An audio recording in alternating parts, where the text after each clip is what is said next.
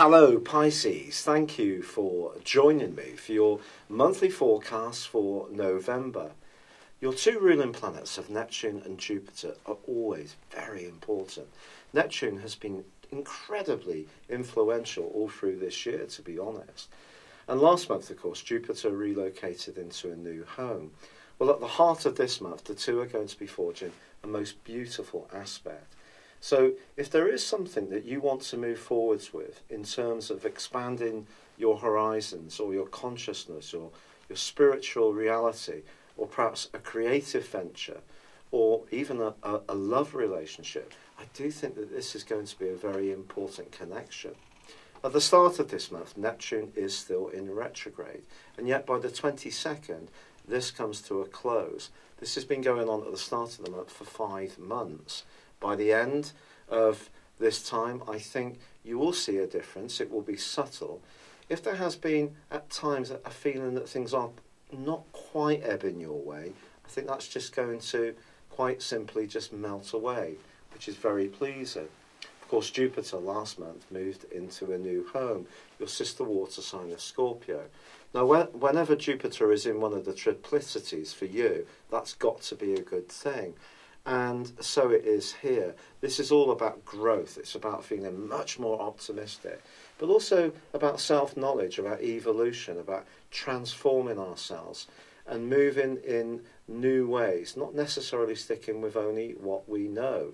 And with the Sun and also Mercury in the same location as Jupiter as this month begins, there is a sense of new beginnings, of a widening of your perspective, which can make you feel very excited. Now, the Sun's going to be forging a beautiful link with Neptune in this first week, so your drive can coexist very well with your individuality. Great stuff. Use it. There is a full moon on the 4th, suggesting that maybe some of your ideas won't necessarily meet with everybody's approval. Perhaps the changes you want to adopt are going to challenge someone else's reality. They might try to block you, they may just disagree, they may be a bit dismissive of what you want to do, and you're going to need to keep the faith. However, there is a big change on the 6th, which I think can really help you.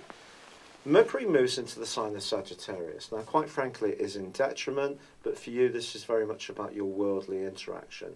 By the end of this month, it goes alongside Saturn, which has been quite a difficult influence for you over the last 2 years or more in this precise area. So anything to do with work, responsibilities, obligations has been an area where there has been rewards, but you've probably had to work very, very hard to achieve them.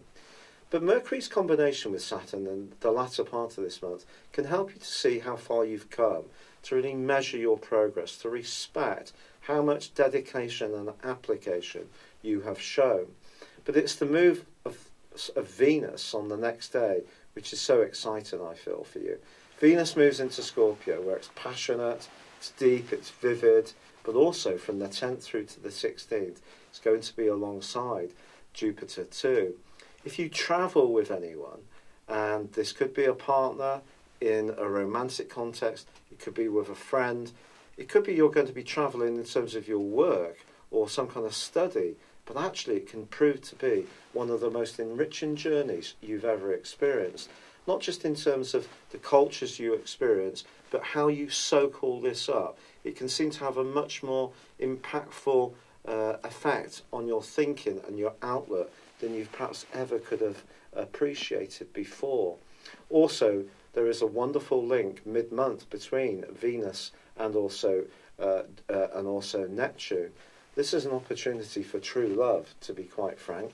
Of course, with Neptune, we always have to keep one foot on terra firma, so just be conscious of that. From the 10th, there is a quarter moon for the following week, which is a bit more challenging.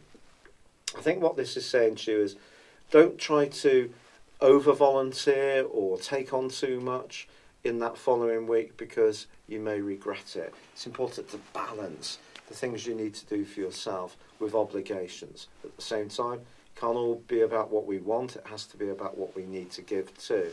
Finding the right balance is therefore going to be key. However, from the 14th to the 24th, there is a big astrological puncher, and it occurs between Mars and Pluto. Now, Mars is in a very passionate part of your horoscope all through this month, and in the first week, Venus is in this area too. This is about transformation, but Mars is about desire, and it's about instant gratification. You may be surprised yourself by how much you want to go for the prize, whether it's in a sexual relationship or in a business situation. You could find yourself being a bit ruthless, but if you are between the 14th and the 24th, it can come back on you in a very powerful way, Pisces, because any shortcuts or any behaviour that's Machiavellian is not going to do your reputation very much good at all.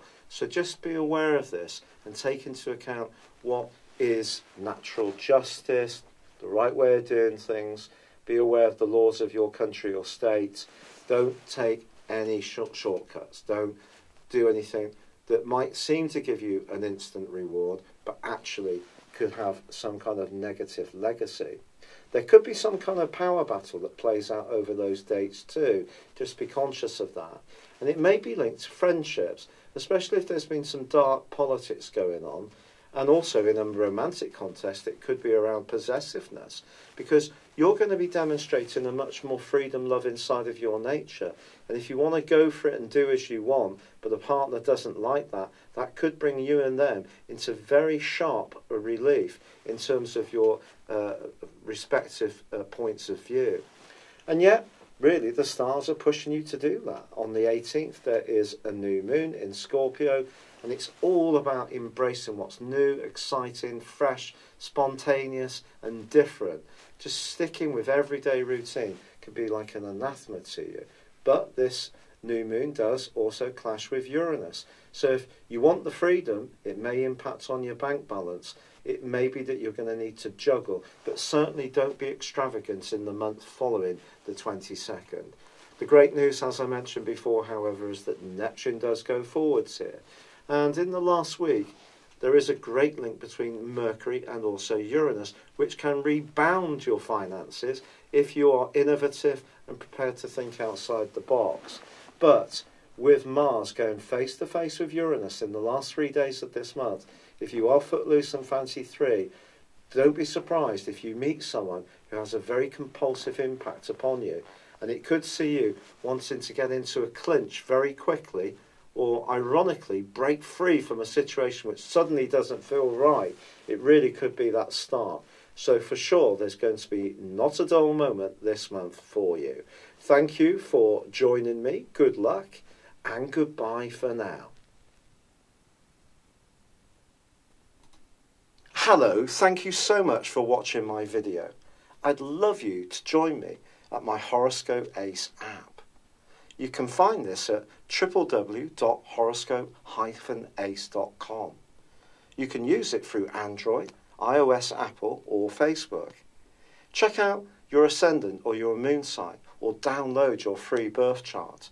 There's all your favourite videos, plus there are daily, weekly, monthly and yearly horoscopes for general, love, Chinese and Indian astrology. If your passion is tarot, there's my brilliant 3-card money or love tarot readings too. And it's all there at www.horoscope-ace.com. Thank you.